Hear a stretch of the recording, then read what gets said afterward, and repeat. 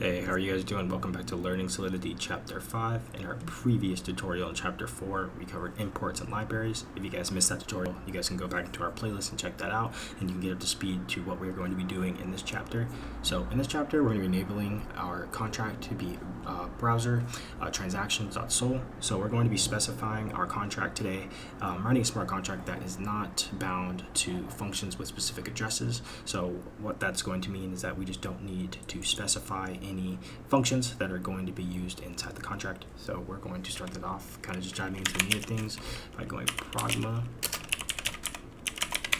solidity. Let's do a 0.810 version. Should be fine. And our contract is going to be transactions. Awesome. Hopping back into our contract, we have written out our contract transactions. So really what we're implementing here is kind of a plug and play system. If you guys remember from our previous tutorials, you can look up event logging and transactions from the Ethereum address to where the contract came from. You can look at the source code as to any bugs or any issues that can be reviewed within that through Etherscan. So really what we're doing here for this tutorial and why this is so important is that if you really just want to do a plug and play system, write a contract, possibly maybe you wanted to send to a friend or family securely, and maybe you just didn't want to use a traditional exchange, you can really implement what we call address this, is where you can just implement a address, an Ethereum address, or any receiver address or sender, and send the amount that is transcribed through your contract. For the sake of time, guys, I did end up typing up our function already. Function, closable parentheses, payable. So what this function is doing here is that anyone on the Etherscan or on the blockchain can see our contract, and this is now payable publicly, so people can implement payment systems within our Ethereum smart contract to whatever address is specified to this function. So actually now to move some event logging together mixed up with our tutorial today, we're actually going to extract some data from the smart contract if we can. So we're going to be typing out some senders here.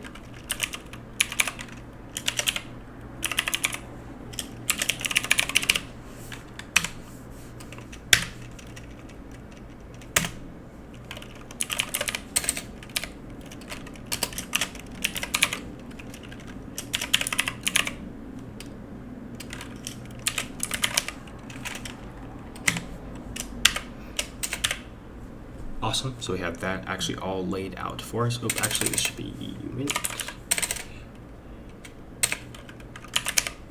Perfect. Awesome.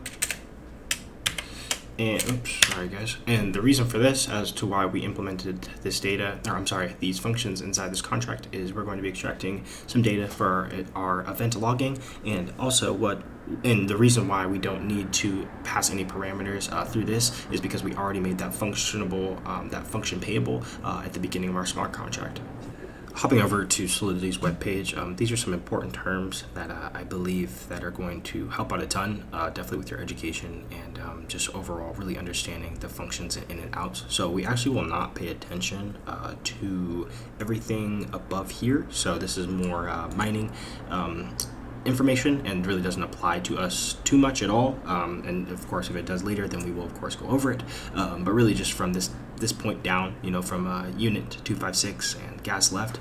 So the remaining gas gives an indication for the smart contract for how much gas is being used. We've talked about often about how you guys can write, well, we haven't covered it, but we've talked about how writing smart contracts, you can write code, but writing good code of course is a little bit more difficult for making the contract as suitable as possible to move on the network. Also completing call data, pulling data from the current smart contract, and like we've talked about earlier in our earlier tutorials, moving down to remaining gas as well. This applies more to the sending and receiving portion, but the remaining gas, this is the rare occasion that a gas transaction does fail, therefore sometimes reimbursing the gas transaction back to the sender, but that does not always happen. I know with the newer version 0.4.21 there will be replacement for the gas left implementation. Also with the message sender of the message, that is the current call, so the constructor of the contract, so that would be us or you or whoever is going to write that down. First 4 bytes of the call data example would be the function identifier. So this would be the more of the implementation of in our earlier tutorial when we were covering our bank.sol, and we were sending around different currencies to addresses to make sure that those addresses were correct and that those were verified users, etc. That is my best way of really explaining that to not get too confusing and over the top. Also as well down to our number of way sent in the message. That is also our gas fee. Of course, like we talked about, we have the average, the high and the low end of the gas fee structure. So of course, if you're paying more, you're going to get your transaction faster, and of course if you are paying less, then it's going to be slower. And then we have our middle ground where you really don't care about the time when it really gets there, so you're pretty laid back on that front.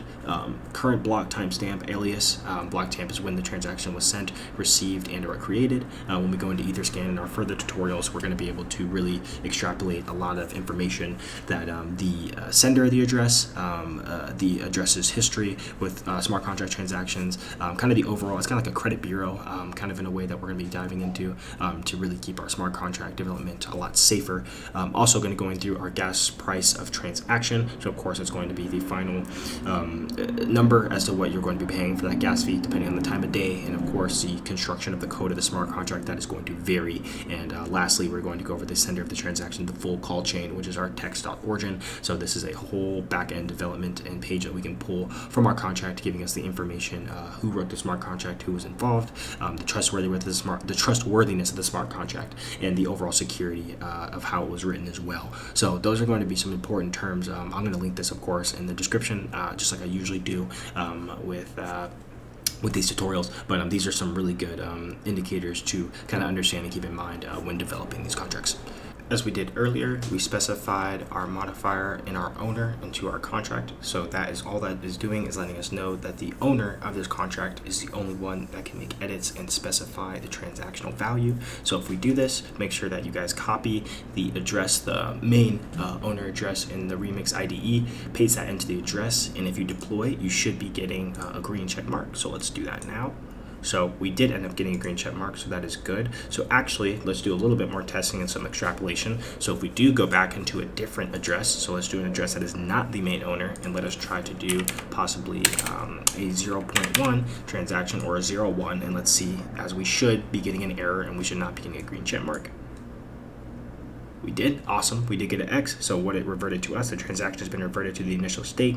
The called function should be payable if you send the value. If you send value and the value you should be sent less than your current balance, debug for more information, of course. So that proves that it is, it is working right how it should be. That anyone that outside the owner of the contract cannot intervene unless they are added by the owner to, of course, execute specific transactions.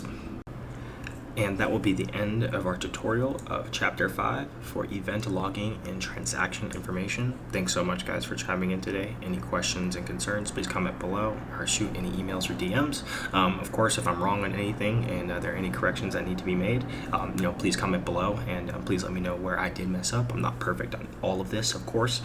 We are also on the track of learning, and I do learn new things every single day.